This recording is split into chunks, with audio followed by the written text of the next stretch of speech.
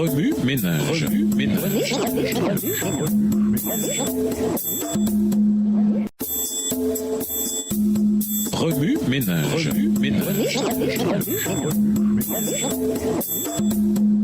Bienvenue dans votre émission. Remue ménage. Nous voilà à la leçon 1, le conflit cosmique. Plein de fureur contre la femme, le dragon s'en alla combattre le reste de ses descendants, ceux qui obéissent au commandement de Dieu et sont fidèles à la vérité révélée par Jésus. Apocalypse 12, verset 17. Quand on regarde le ciel la nuit, les étoiles semblent immobiles, alors qu'en réalité, elles changent de position en raison de la rotation de la Terre.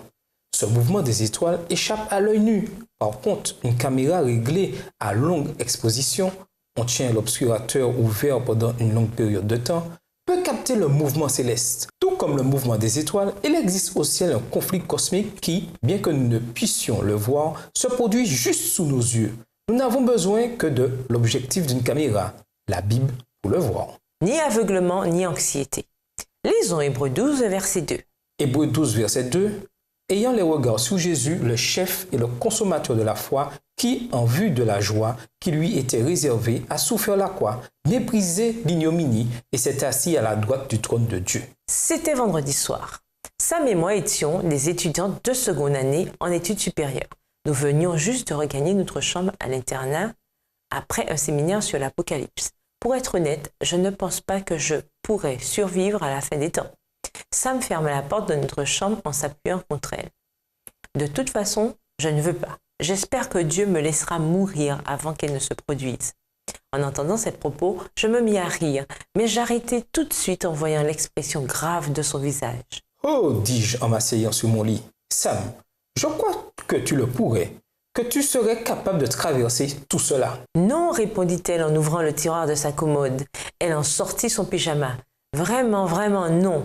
Je ne veux même plus y penser. » Moi, je suis différente. Je trouvais toujours quelque peu passionnant d'entendre les pasteurs prêcher sur les derniers événements. J'imaginais ces événements comme un film dystopique dont j'étais l'héroïne, vivant de la terre, cousant mes propres vêtements, allumant un feu avec un briquet à silex. Je me voyais, les cheveux emmêlés, les sourcils ressemblant à des chenilles et le visage sale. Mais comparé au paysage aride, j'étais belle. Sam semblait penser autrement.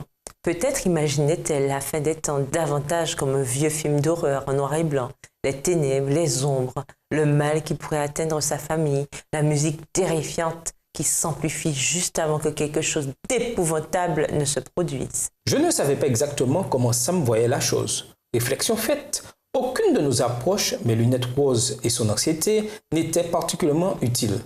Ne vous inquiétez donc pas du lendemain, dit le Seigneur, Matthieu 6, verset 34. Quoique Jésus ne nous mette pas spécifiquement en garde contre la rêvasserie dans laquelle nous tenons un rôle dans une version adventiste d'un film apocalyptique, Hébreux 2, verset 2, nous encourage à garder les yeux fixés sur Jésus. C'est là notre objectif tandis que nous étudions la description biblique de la fin des temps. Fixer les yeux sur Jésus et le garder au centre de notre foi. Ce faisant, nous sonderons les textes des Écritures de cette semaine sans aveuglement ni anxiété comme toile de fond. Tandis que nous lisons l'histoire biblique de l'origine du péché et de la controverse cosmique, gardons les yeux sur Jésus, l'incarnation merveilleuse et puissante de l'amour de Dieu. Et si vous êtes de ceux qui se sentent comme Sam, alors souvenez-vous de la promesse de Jésus dans Matthieu 28, verset 20.